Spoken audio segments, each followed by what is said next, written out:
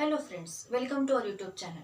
Now in today's lecture we'll see the relation between U, V and F for the spherical mirrors.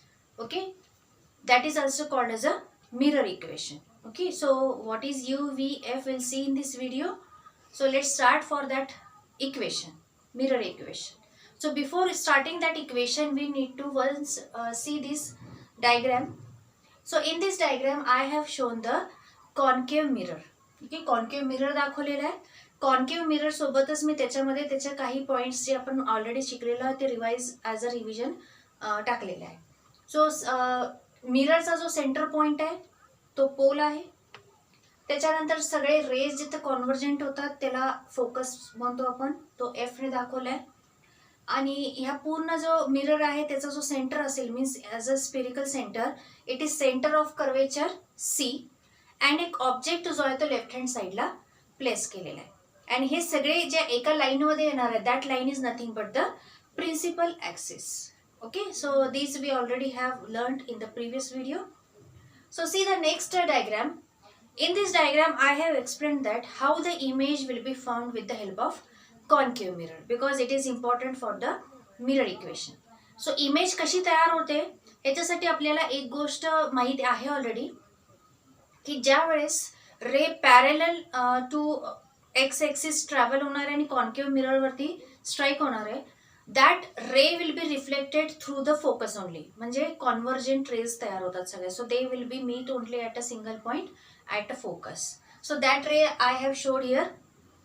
The second thing, the ray which passes directly through the focus, जे focus मधून pass होणार आहे after reflection that will be parallel to the X axis. So the second line focus मधून तिरकी pass केलेली दाखवली आणि reflection झाल्यानंतर म्हणजे after striking to the mirror it will be down sides, it will be reflected back parallel to x axis. आणि याच्यामुळे आपल्याला तिथे इमेज फॉर्म जे झालेली आहे ते कुठं असेल त्याची आयडिया येते. Means position of image we can identify by this ray diagram. Okay, so in the bottom there is inverted real image. Okay, so apart from this we have to see the relation of that position of the image, position of the object and the principal focus or focal length. Okay, so let's start with the mirror equation. Now see here I have given the notations. आपल्याला equation साठी जे काही notations लागणार आहे ते इथे मी represent केलेले आहेत. ओके, सो डायग्राम पण आहे.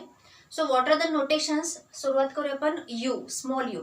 Small U means what, position of object from the principal focus. आणि हे आपल्याला आधीपासून माहिती आहे साइन कन्व्हेन्शनच्या रूलमध्ये की every distance should be measured from the pole.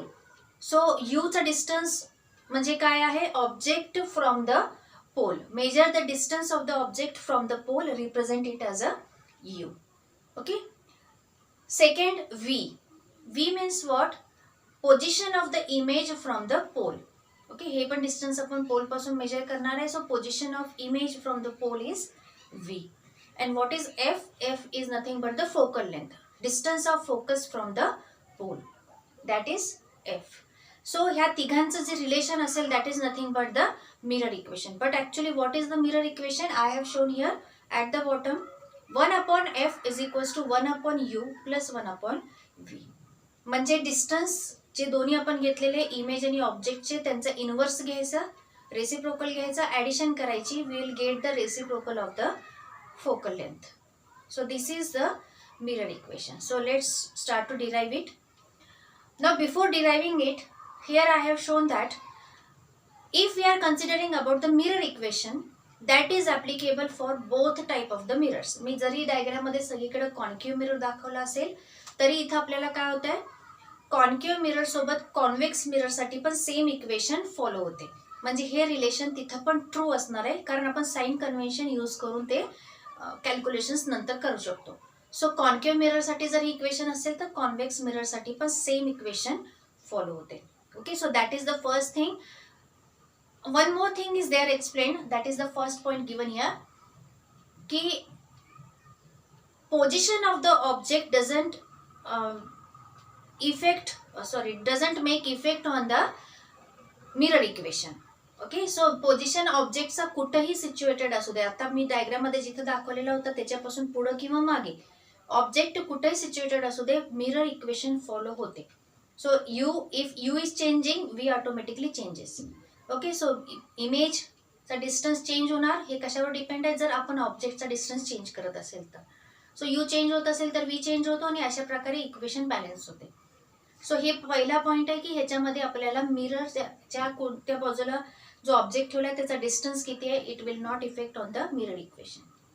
And second point काय की कोणत्या टाईपचं मिरर यूज करतोय, that also doesn't matter. Concave आहे का कॉन्व्हेक्स आहे. Okay. Sign convention proper use करत असेल तर आपल्याला काही प्रॉब्लेम येत नाही. Okay. So will start with the derivation. Now see here, I have highlighted 2 triangles in this diagram. जे 2 ट्रायंगल हायलाइट केलेले आहेत, एक लेफ्ट हँड साइडला बिगर ट्रायंगल आहे with the help of the object with to the pole, आणि दुसरा जो आहे that is from image to the pole. Okay. So हे 2 ऑब्जेक्ट जे 2 ट्रायंगल जे इथं फॉर्म झालेले आहेत, they are similar triangles. Similar triangle he concept maths मधली आहे, ज्याच्यामध्ये कॉन्ग्रंट जर ट्रायंगल्स असतील तर त्याला सिमिलर ट्रायंगल्स असं पण म्हणतात. कॉन्ग्रंट म्हणजे काय, ज्याच्या 2 साइड्स एक अँगल किंवा 2 अँगल एक साइड किंवा तिन्ही अँगल हे जर सेम असतील, इक्वल असतील, तर त्याला आपण म्हणतो की ट्रायंगल इज कॉन्ग्रंट. सो इथं हे 2 ट्रायंगल जे आहेत ते आपल्याला कॉन्ग्रंट आहेत हे दाखवायचे. So let's prove it. Actually आहे triangle but we will show by the equation. Okay.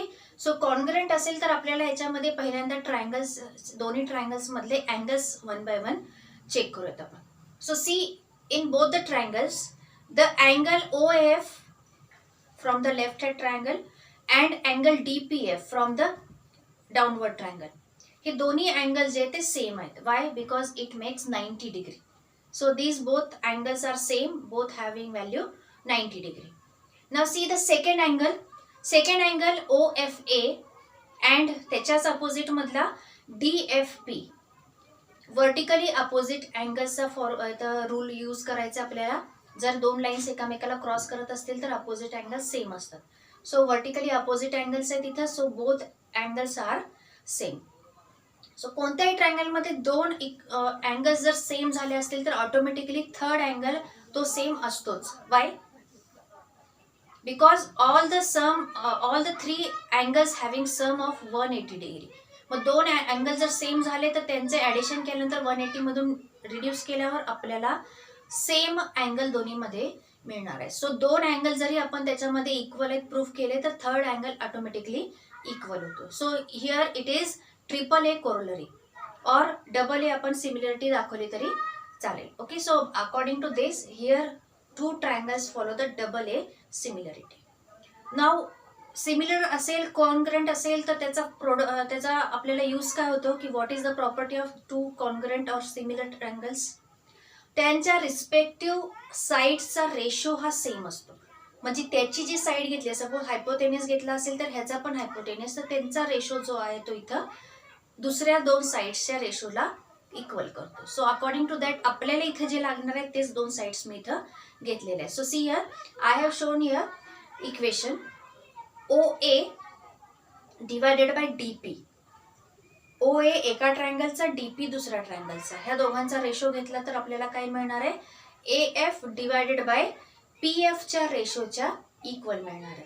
So वरती न्यूमरेटर मध्ये दोन्हीकडे मी लेफ्ट हँडचा ट्रायंगल घेतलेला आहे विथ ऑब्जेक्ट, आणि डिनॉमिनेटर मध्ये दोन्हीकडे जे साईड घेतलेले आहेत ते दोन्ही साईड आहेत इमेज सोबतच्या ट्रायंगलच्या. ओके. सो इथं आपल्याला हे इक्वेशन फॉर्म होते. Now to solve this equation will use now the UVF distances. So apart from that distances आपल्याला इथं इमेज आणि ऑब्जेक्टची हाईट पण बघायला मिळते. Because what is OA? OA is height of the object. And what is DP?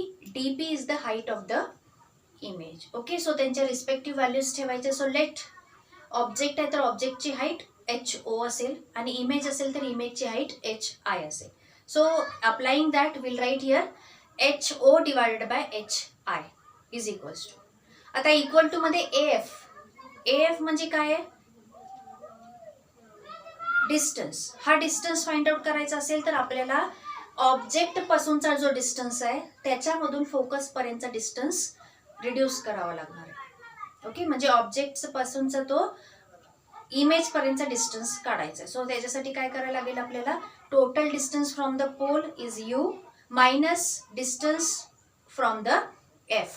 So U minus F ही total F ची value असणार आहे. तुम्ही जर डायग्राम क्लिअरली ऑब्झर्व करत असाल तर ते सबस्ट्रॅक्ट करून आपल्याला बरोबर एफ ची व्हॅल्यू मिळणार आहे. Divided by that PF is nothing but the pole and focus distance, that means the focal length F divided by F. Okay, now similarly see the next diagram. Similarly second triangle also we have to show here the congruent.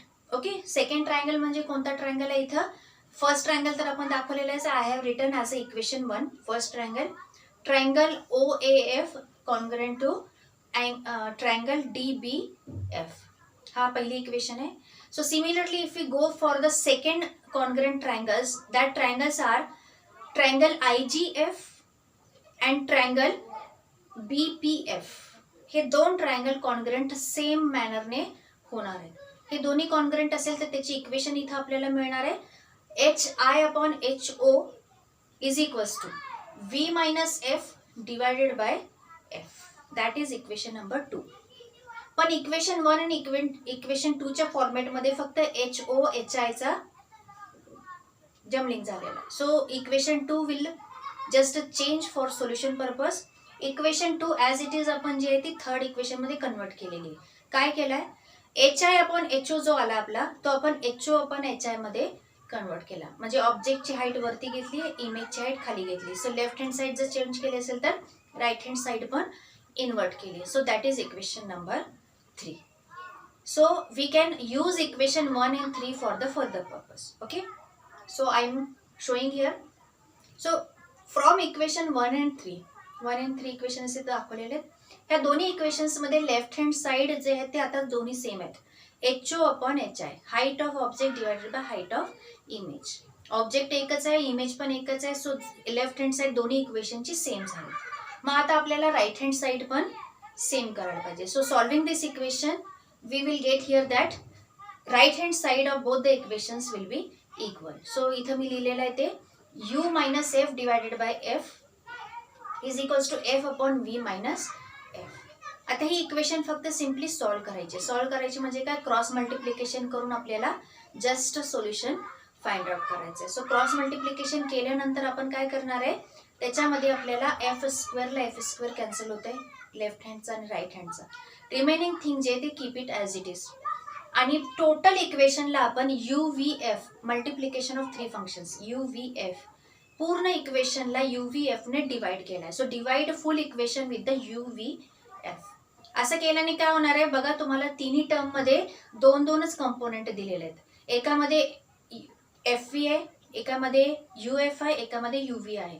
UVF ने divide केल्यानंतर cancellation होऊन आपल्याला denominator मध्ये एकच term भेटणार आहे. So after deviation will get here our mirror equation 1/F is equals to 1/V plus 1/V. 1/F is equals to 1/U plus 1/V, and this is nothing but the mirror equation. This is the simplest format to solve the mirror equation. ह्याच्या व्यतिरिक्त अजून भरपूर methods आहेत ज्याच्यापासून आपण mirror equation find out करू शकतो. But हे अँगल मेथडने आपण त्याला सिमिलर दाखवून जर हे रेशो घेऊन करत असेल तर हे सगळ्यात सिंपल मेथड आहे. Okay, so mirror equation find out झालेली आहे आपल्याला.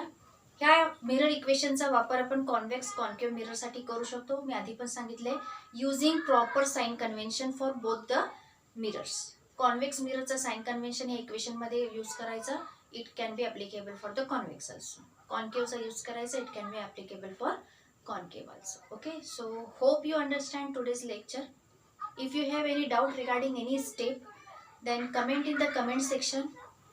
Like our video, share it and subscribe our channel.